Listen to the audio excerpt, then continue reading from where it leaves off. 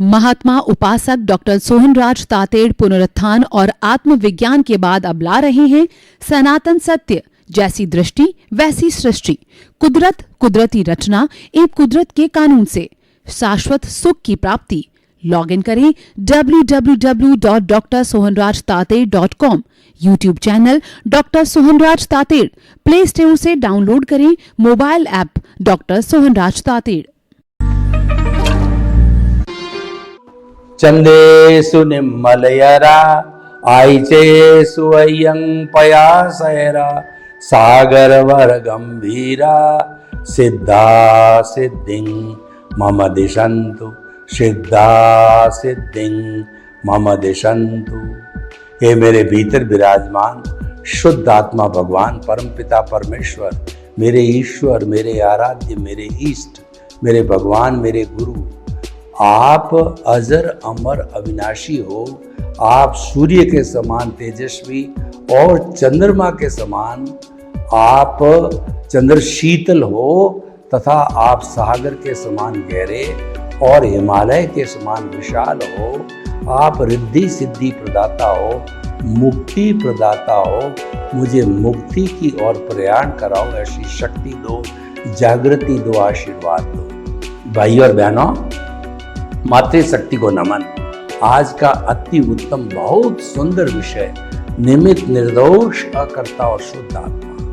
अगर ये चारों चीजों को व्यक्ति समझ करके और इनका पालन करे, उनको जीवन में उतारे, और है भी बहुत सरल है, इसके लिए बाहर ही किसी तरह का परिश्रम करने की जरूरत नहीं है। अपने मस्तिष्क के अंदर, जिसको हम हार्ट ऑफ विजन कहते हैं, दृष्टि विज्ञान कहते हैं, उसमें फिट कर दिया जाए और उसके अंदर एक ऐसी बैल लगा दी जाए जो कि आपको निमित्त, निर्दोष, अकर्ता और शुद्ध आत्मा रूपी बार बार बार बार वो घंटा मंदिर में बजता है, हमको याद आता है राम, जय श्री कृष्णा, जय श्री महावीर, जय श्री पार्श्वनाथ। उसी तरह से उस घंटे के साथ साथ में हमें निमित्त, निर्दोष, अकर्ता और शुद्ध आत्मा, ये चार एक दूसरे के पूरक है, एक दूसरे के कॉम्प्लीमेंट्री है, एक दूसरे को सपोर्ट करने वाले हैं, एक ये सब साथ रहते हैं। देखिए, इसका नेगेटिव पक्ष मैं बताता हूं कि संसार में जो भटकाने वाला है, जन्म जन्मांतर के अंदर जो भटकाने वाला अज्ञान है, उसका मुख्य जो इंचार्ज है वह है हमारा अहंकार। जो व्यक्ति अहंकार को पोषण देता है, उसको पोषण देते ही जो चंडाल चौकड़ी के तीन मित्र होते हैं, उनके बीच में एग्रीमेंट है कि एक भीतर घुस जाना, तीन हम बैक डोर एंट्री से अदृश्य रूप से साथ के अंदर घुस जाएंगे। कैसे घुसते हैं मैं आपको बताता हूं। किसी व्यक्ति ने अहंकार को पाला तो उसके अंदर कर्ता भाव आ गया। उसमें आता है कि सब कुछ मैं ही करने वाला हूं, ये घर मेरा, ये परिवार मेरा, ये शरीर मेरा, ये धन दौलत मैंने कमाए, मैं कितना बड़ा हूं, इतना बड़ा पद मिला, इतनी बड़ी प्रतिष्ठा मिली, और मेरे पास में देखिए इतने बड़े जो है ऐश्वर्य के साधन है। यानी अहंकार को पालने से 8 दोष लगते हैं। अहंकार 8 चीजों से पैदा होता है: जाति, कुल, बल, धन, ज्ञान, तपस्या, ऐश्वर्य। इन सब चीजों का मद करने से, अहंकार करने से हमको अगले बर्थ के अंदर वो नीच गति मिलती है। और अहंकार हमारा जो अंतःकरण है, मन बुद्धि चित्त अहंकार उसका मालिक है। अहंकार क्या, जो व्यक्ति अहंकार वाला होता है, उस अहंकार की वजह से अगर कोई व्यक्ति उसकी बात नहीं मानता है कि मैं इतना बड़ा, मेरी बात नहीं मानता, तो उस पर वो गुस्सा करता है। यानी क्रोध बैकडोर एंट्री से आ गया और व्यक्ति को बड़ा बनने के लिए, बड़ा दिखाने के लिए कई तरह का छल कपट करना पड़ता है, माया करनी पड़ती है, अपनी वास्तविकता को छुपा करके, और जो अपनी अप्राकृतिक चीजें, बनावटी चीजें हैं वो करता, वो माया करता है, कुछ दिखाता कुछ, करता कुछ माया। तो ये क्रोध, माया और अहंकार करने वाला व्यक्ति देखता है कि मैं इतना बड़ा हूं, करोड़पति हूं, तो अब अरबपति बन जाऊं तो सारे लोग जो है वो मेरी जय जयकार करेंगे, मुझे बड़ा मानेंगे और मेरे को सब कुछ सर्वस्व मानेंगे, मेरी अधीनता स्वीकार करेंगे। देखिए, एक अहंकार को आपने जगह दी तो उससे क्रोध, माया, लोभ बैकडोर से आ गए। अब इसके विपरीत मैं चलता हूं, जो आज का विषय है कि अगर आप निमित्त बन गए, यानी कि आपका पुण्योदय चल रहा है, आपका भाग्योदय चलता है, भाग्योदय से ही व्यक्ति जो है निमित्त भाव में आता है। जो अहंकार करता है वह भी भाग्योदय है, लेकिन वह हमारा जो है भाग्योदय है, तो भाग्योदय का हम रॉन्ग दुरुपयोग करते हैं और रॉन्ग दुरुपयोग करने से अहंकार पैदा होता है। उस भाग्योदय का अगर सही उपयोग करें तो सही उपयोग से जो है हमारे निमित्त भाव आता है, यानी गुरु की कृपा हो जाती है, ज्ञानी पुरुष की कृपा हो जाती है हमारे भाग्योदय से। और भाग्योदय भी कैसा कि हमने सम्यक ज्ञान, सम्यक दर्शन की एप्लीकेशन करी, अहंकार रूपी मिथ्या ज्ञान, मिथ्या दर्शन को साइड में रखा, तो वह गुरु और ज्ञानी पुरुष के प्रति हमने जब ज्ञान लेने की दृष्टि से हमने जब उनके मन को जीता, तो उन्होंने हमें एनलाइटनमेंट दिया।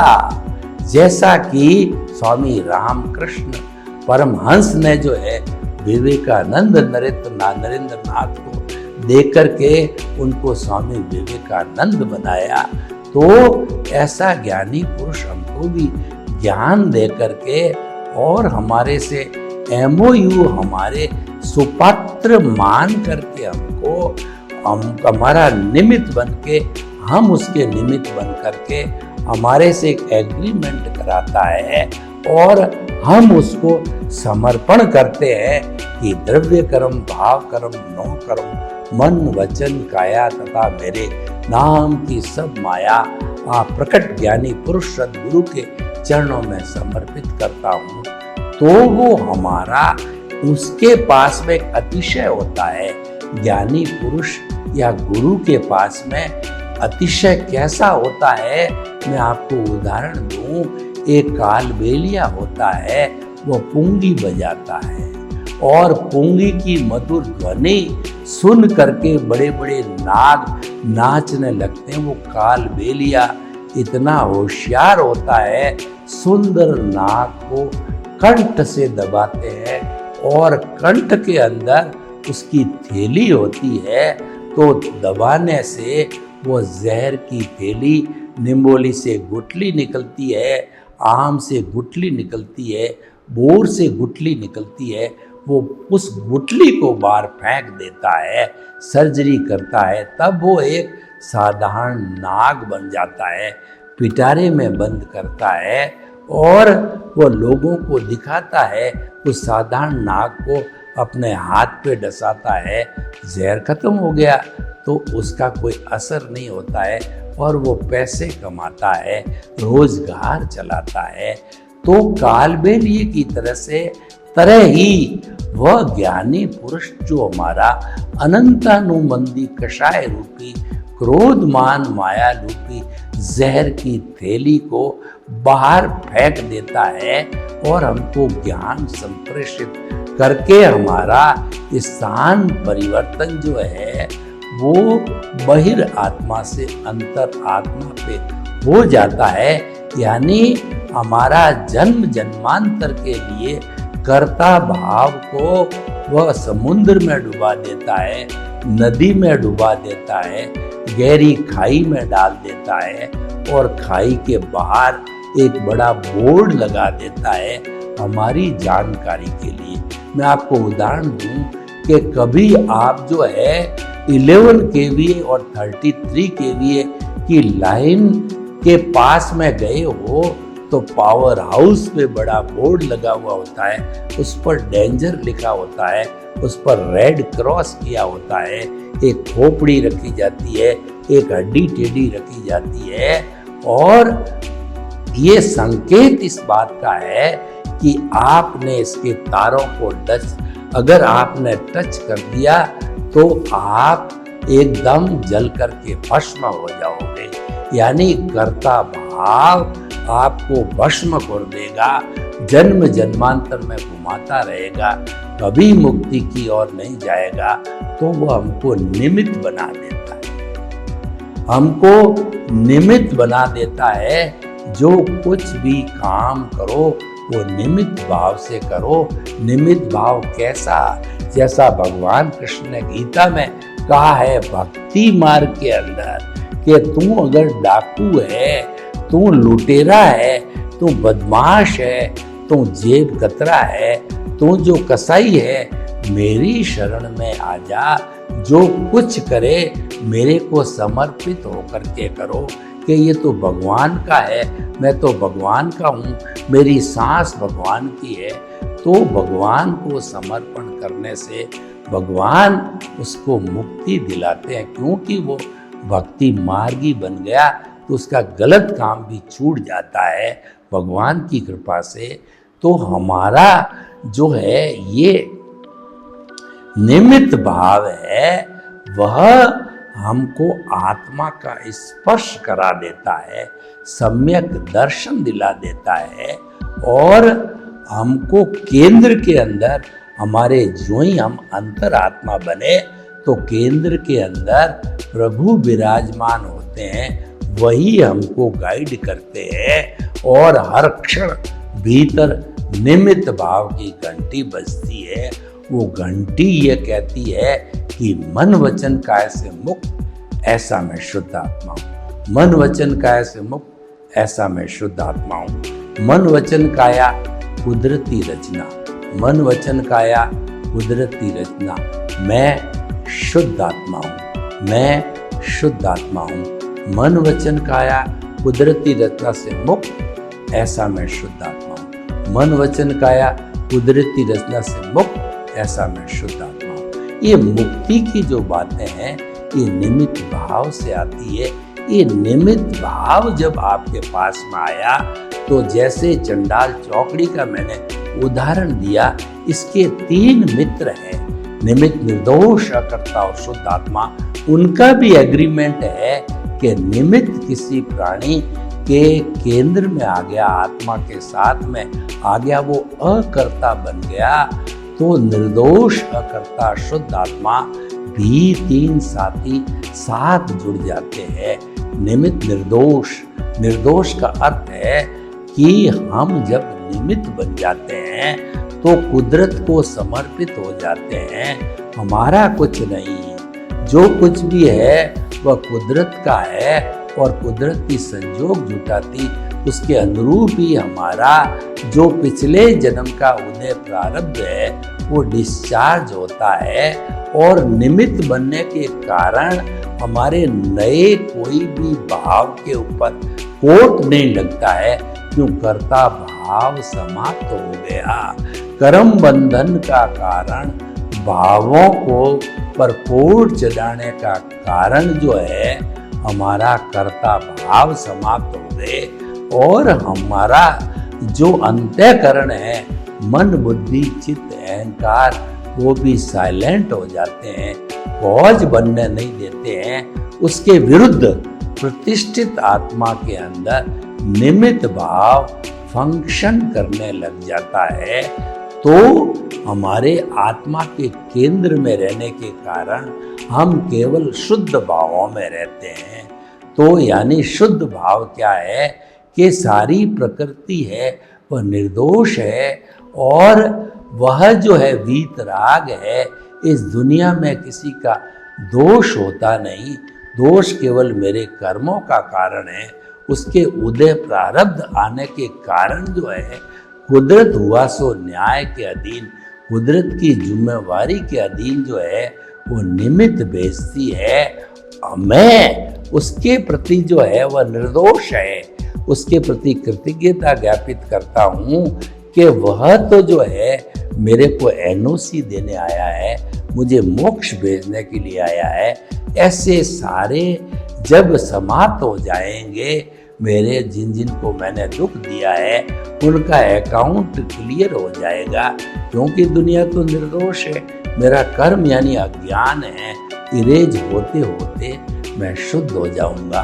तो निमित्त निर्दोष अकर्ता बन गया मैं, निमित्त भाव आते ही अकर्ता हो गया।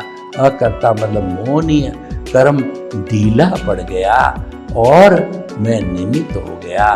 तो निमित्त निर्दोष अकर्ता, और मैं हर एक प्राणी के भीतर निमित्त होने के कारण शुद्ध आत्मा के दर्शन करने लग जाता हूँ। आत्मतुलावत बन जाता है व्यक्ति।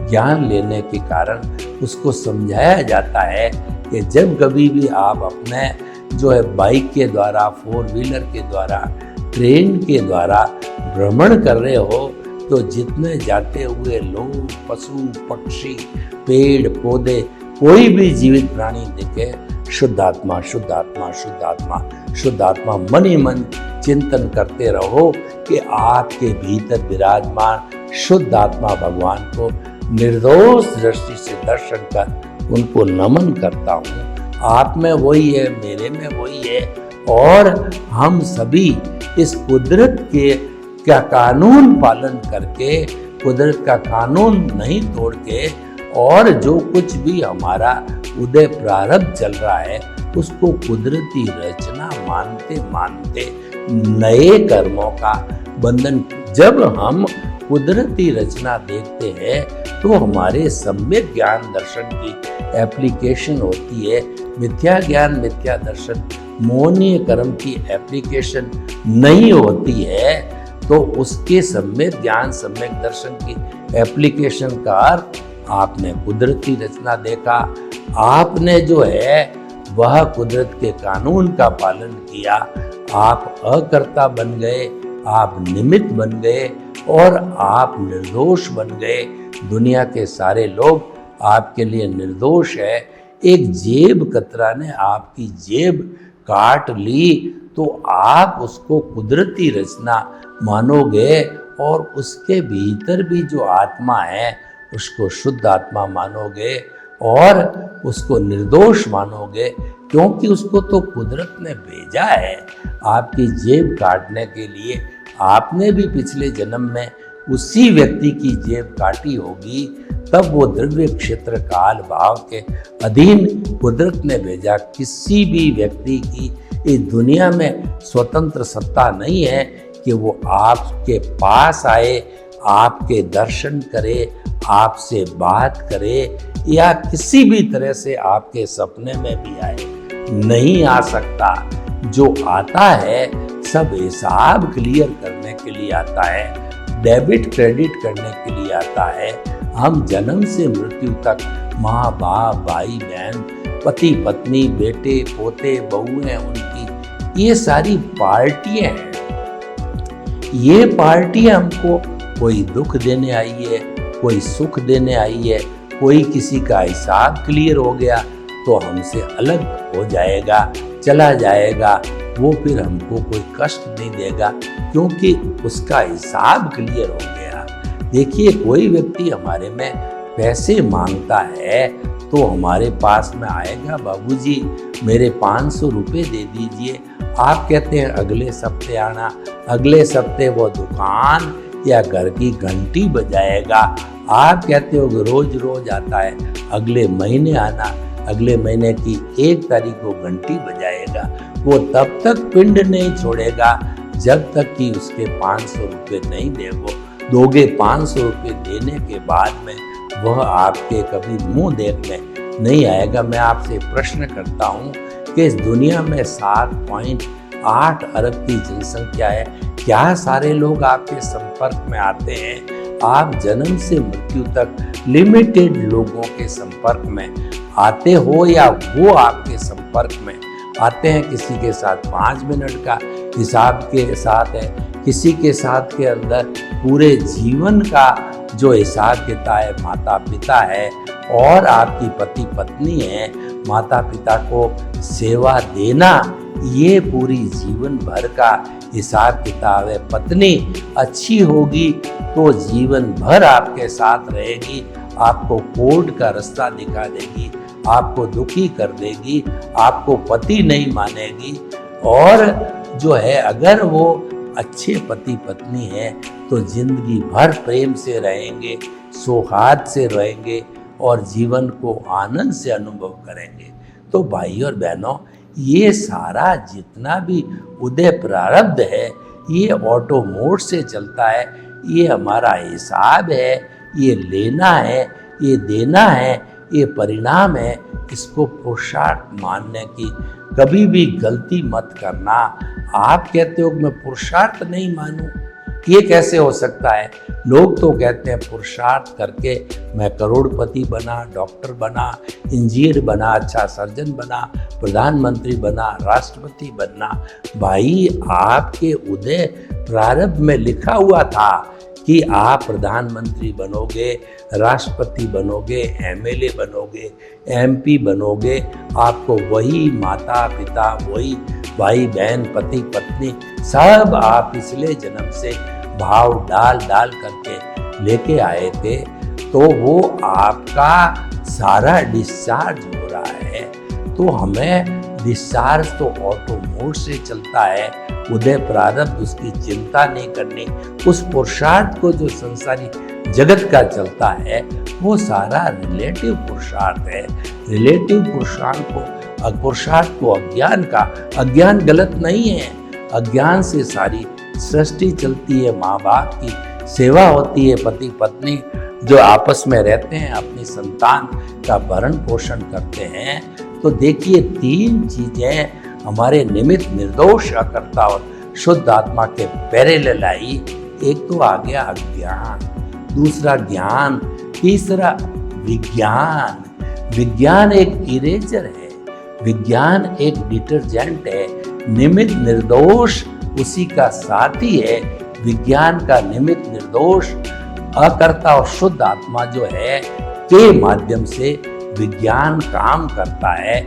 जैसे कि क्रोध, मान, माया, लोभ के माध्यम से मिथ्या ज्ञान, मिथ्या दर्शन काम करते हैं। तो निमित्त निर्दोष अकर्ता और शुद्ध आत्मा ये डिटर्जेंट रूप के अंदर हमारी जो परिधि है, हमारा अज्ञान है, उसको इरेज करने में सहयोगी बनते हैं। लेकिन एप्लीकेशन जो होती विज्ञान की होती है, जिसको हम सम्यक ज्ञान, सम्यक दर्शन की एप्लीकेशन कहते हैं। और जब अज्ञान को इकट्ठा करना होता है तो मिथ्या ज्ञान, मिथ्या दर्शन और मोहनीय कर्म की एप्लीकेशन होती है।